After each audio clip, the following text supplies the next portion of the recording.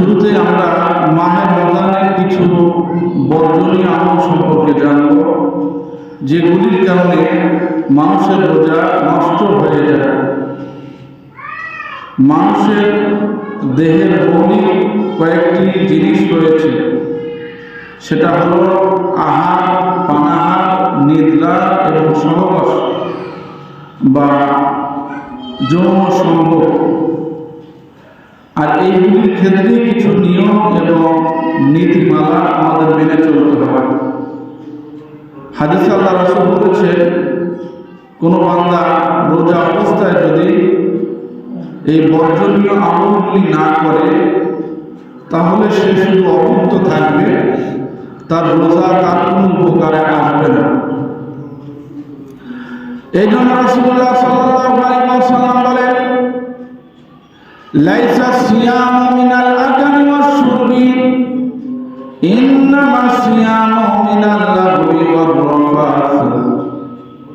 শুধু খাওয়া থেকে বিরত থাকা, পান থেকে বিরত থাকার নাম রোজা না। ইন্নামা সিয়ামু মিনাল লাগবি ওয়ার রাফাস, অহেতুক অনর্থক কাজ থেকে বিরত থাকার নাম হলো রোজা। অনর্থক কাজ থেকে নিজেকে রক্ষা করতে হবে, অহেতুক কাজ থেকে নিজেকে রক্ষা করতে হবে।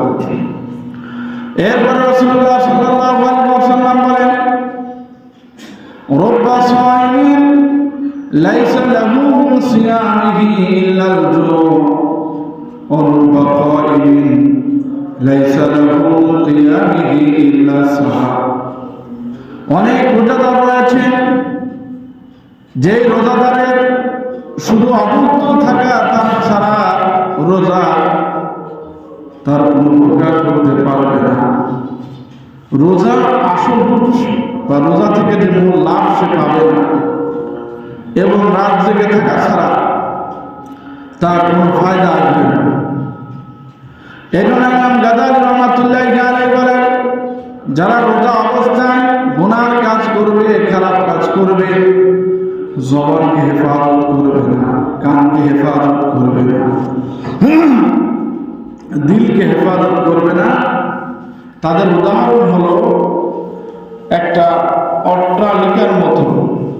সুন্দর করে একটি অট্টালিকা নির্মাণ করলো, একটি ঝড় বা ভূমিকম্প এসে তার অট্টালিকা ধসিয়ে দিল। অনুরূপভাবে একটা লোক কষ্ট করে রোজা রাখলো, কিন্তু রোজা অবস্থায় যদি মিথ্যা কথা বললো, তারপরে গালিগালাজ করলো,